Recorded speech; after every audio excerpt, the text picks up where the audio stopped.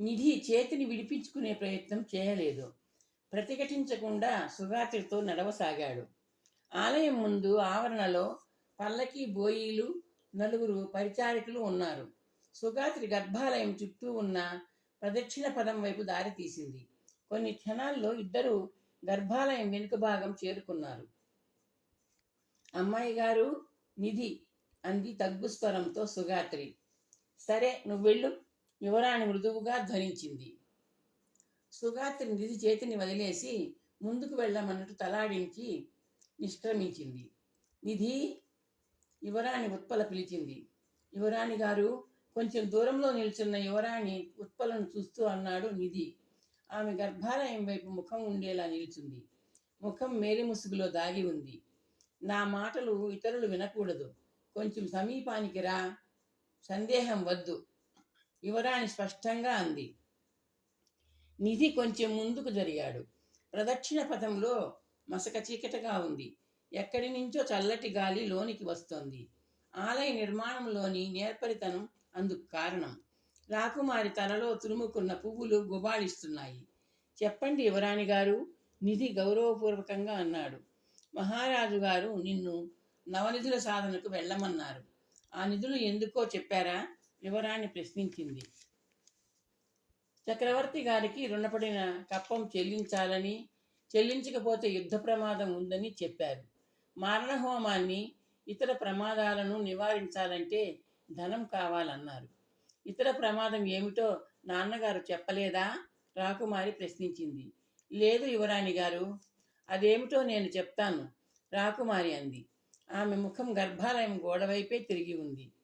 సంవత్సరాలుగా పేరుకుపోయిన కప్పం సొమ్మును నిర్ణీత సమయంలోగా చెల్లించకపోతే నేను బలి అయిపోతాను.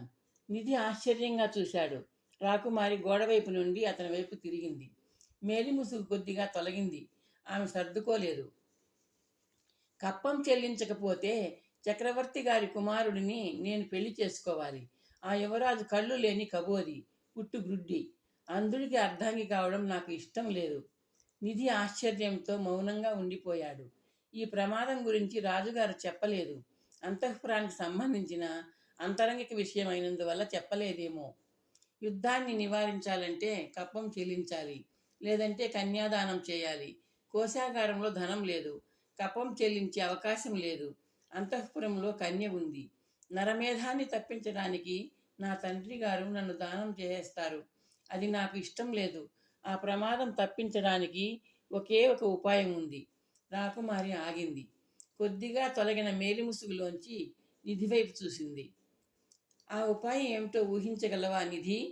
ప్రశ్నించిన రాజకుమారి వైపు చూస్తూ తల అడ్డంగా ఊపాడు నిధి. ఊహించలేను. నేను చెప్తాను, చెప్పనా? చెప్పండి. రాజకుమారి ఆ విధంగా మాటలతో చదరంగం ఎందుకు ఆడుతుందో అర్థం చేసుకోలేని నిధి అన్నాడు. ఉపాయం నా ఆత్మహత్య. క్లుప్తంగా అన్న రాకుమారి వైపు ఆశ్చర్యంగా చూశాడు నిధి. నా ఆత్మహత్యను నిరోధించే అవకాశం నీ చేతిలో ఉంది. రాకుమారి మేలిముసుగును పూర్తిగా తొలగిస్తూ అంది. నా చేతిలోనా? అవును నిధి. నువ్వు ఏం చేస్తే నా ఆత్మహత్యను నివారించగలవో చెప్పనా? రాకుమారి ప్రశ్నించింది. నిధి మౌనంగా ఉండిపోయాడు. అంత చిక్కని రాకుమారి మాట తీరు అతన్ని ఆశ్చర్యానికి గురి చేస్తోంది. నీ మౌనం చెప్పమంటోంది. చెప్తాను విను. ఆత్మహత్య చేసుకోకుండా నన్ను ఆపాలంటే నువ్వు కప్పం చెల్లించే శక్తిని మహారాజు గారికి కల్పించాలి. యువరాణి గారు, అందుకోసం నువ్వు నవనిధుల్ని సాధించి కోశాగారానికి తీసుకురావాలి, రాకుమారి అంది. మహారాజు గారు నిన్ను అభ్యర్థించారు. సాహసం చేయడానికి నిర్ణయించుకున్నావా? లేదు. నా కన్న తండ్రి అభ్యర్థనకి నా అభ్యర్థనను జత చేస్తున్నాను. నవనిధుల్ని సంపాదించుకుని మాన ప్రాణాలను కాపాడు, రాకుమారి అంది. మాన ప్రాణాలా? నన్ను ప్రశ్నార్థకంగా చూశాడు. అర్థం కాలేదా? మానం మహారాజు గారిది, ప్రాణం నాది. కప్పం కట్టలేక, యుద్ధం చేయలేక కబోదికి కన్యను ధారపోస్తే మా తండ్రి గారి మానమర్యాదలు మంట కలిసిపోతాయి. ఆయన మానమర్యాదలు, నా పంచప్రాణాలు కాపాడాలంటే నీ సహాయము, నీ సాహసము అవసరం.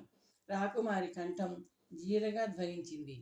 నా బావ కేసరి నీతో తలబడ్డాడు, ఓడిపోయాడు. ఓడిపోయి కూడా గెలుపు రంగు పులుముకున్నాడు. నవనిధి సాధనకు అతను చాలడు, అది నాకు తెలుసు. అందుకే నిన్ను అభ్యర్థిస్తున్నాను. నా ప్రార్థన మన్నిస్తావా? యువరాణి గారు, ప్రతిఫలంగా నీకు ఏమీ ఇవ్వలేను. ఎందుకంటే ధన కనక వస్తు వాహనాలు ఏవైనా ఇస్తే మహారాజు గారే ఇస్తారు. అలాంటివి బహుకరిస్తానడం నా విషయంలో అసంబద్ధంగా ఉంటుంది. నీ సహాయం అర్థించడం ఒక్కటే నేను చేయగలిగింది. యువరాణి గారు, నేను ఆలోచించుకోవాలి, నిధి మెల్లగా అన్నాడు. ఆలోచించవద్దు అనలేను, సానుకూలంగా ఆలోచించు అని మాత్రమే అనగలను. రాకుమారి అంది. వస్తాను. నిధి అప్రయత్నంగా తల ఊపాడు. రాకుమారి వెనుదిరిగి గర్భాలయంలోనికి ప్రదక్షిణగా వెళ్ళిపోయింది. నిధి కాసేపు విగ్రహంలా నిలబడిపోయాడు. నిధి ఆలోచిస్తూ కొండ దిగుతున్నాడు. తాను ఆలోచించుకోవాలని ఇద్దరికి చెప్పాడు. అది ఒక సాకు కాదు. నిజంగానే నిధి ఆలోచనల్లో మునిగిపోయి ఉన్నాడు. రాకుమారి వెళ్ళిపోయాక ఆలోచిస్తూ వాలీశ్వరుడి దర్శనానికి వెళ్ళాడు. ఆలోచిస్తూ దర్శనం చేసుకుని దండం పెట్టుకున్నాడు. ఆలోచిస్తూ తీర్థం పుచ్చుకున్నాడు. ఇప్పుడు ఆలోచిస్తూ మెట్లమ్మట దిగుతున్నాడు. నవనిధి సాధనకు ప్రయత్నించడం యోధుడిగా తనకు ఒక సదవకాశం అన్నాడు అశ్వత్థామ. ధీర ఉదాత్త యోధుడికి ఆత్మగౌరవానికి అదొక పరీక్ష అన్నాడు. ఆ ప్రయత్నం, ఆ సాధన తన ఆత్మహత్యకు ఆపే అమృత స్పర్శ అంది రాకుమారి. అశ్వత్థామ గారి మాట ఒక ప్రబోధంగా తనను ఉత్సాహంగా నింపుతోంది. రాకుమారి అభ్యర్థన జాలితో నింపివేస్తోంది. వెడల్పాటి రాతి మెట్లన్నీ దిగి నిధి పర్వతపాదం చేరుకున్నాడు. ఆగి ఒకసారి వెనక్కి తిరిగి కొండవైపు చూశాడు. ఆలయ గోపురం ఒకవైపున బిల్వవృక్షం, చిటారు కొమ్మ కనిపిస్తున్నాయి. ఏదో ఆలోచిస్తూ దట్టిలో దోపి ఉంచుకున్న బంగారు నాణ్యాన్ని చేతిలోకి తీసుకున్నాడు. ఆలయంలో హారతి పళ్ళెంలో సమర్పించడానికి అమ్మను అడిగి తీసుకున్నాడు. బుర్రలో సంకుల సమరం సాగిస్తున్న ఆలోచనల ప్రభావంతో హారతి పళ్ళెంలో సమర్పించడం మరిచిపోయాడు. నిధి పెదవులను ఏదో కొత్త ఆలోచన కొద్దిగా విడదీసింది. చిరునవ్వు మొలకెత్తింది. తలపైకెత్తి ఆలయ గోపురం వైపు చూశాడు. గోపురం మీద స్వర్ణకలశం నీరెండలో మెరిసిపోతోంది. నిధి పిడికిలి తెరచి అరచేతిలో నాణ్యాన్ని చూశాడు. నాణం మీద రాజచిహ్నమైన కలశం మెరుస్తోంది. నిధి కళ్ళు మూసుకుని ఏదో సంకల్పించుకున్నాడు. అరచేతిలోని నాణ్యాన్ని బొటనవేలి మీద పెట్టాడు. చూపుడు వేలిని బొటనవేలి కొనకు సంధించాడు. నిధి బొటనవేలితో బంగారు నాణ్యాన్ని బలంగా గాలిలోకి పైకి చిమ్మాడు. నాణం మెరుస్తూ రువ్వున పైకి దూసుకెళ్ళింది. నిధి చూపులు నాణ్యాన్ని వెంటాడుతున్నాయి. బాగా ఎత్తుకు చేరుకున్న నాణ్యం అధోముఖంగా తన ప్రయాణం ప్రారంభించింది. వెడల్పాటి రాతి మెట్టు మీద పడి అంచు ఆధారంతో గిర్రున తిరగసాగింది. నిధి నాణ్యం ఉన్న మూడో మెట్టుపైకి చేరుకున్నాడు. బొంగరంలా కాసేపు తిరిగిన నాణ్యం చలనశక్తిని వ్యయం చేసేసి వెళ్ళకెలా విశ్రాంతిగా పడుకుంది. బొమ్మ బొరుస. నిధి మెట్టు మీద కూర్చుని కళ్ళు చించుకుంటూ చూశాడు. అతని కోసం ఒక నిర్ణయం తీసుకున్న బంగారు నాణ్యం కళ్ళని పోస్తున్నట్టు కనిపిస్తోంది. నిధి నాణ్యాన్ని తీసుకోలేదు. తను ఊహించని నిర్ణయాన్ని కళ్ళకు కట్టుతోంది నాణ్యం. తాను ఏం చేయాలో నిర్దేశిస్తోంది నాణ్యం. ఆత్మవిశ్వాసంతో ధైర్యంగా ఏదో ఒక నిర్ణయం తీసుకోలేకపోయాడు అతను. నాణ్యం చెప్పే జోస్యం మీద ఆధారపడ్డాడు. యోధుడిలాగా కాకుండా జోదరిలాగా ప్రవర్తించాడు. నిధి క్షణంసేపు సిగ్గుపడ్డాడు తన ప్రవర్తనకి.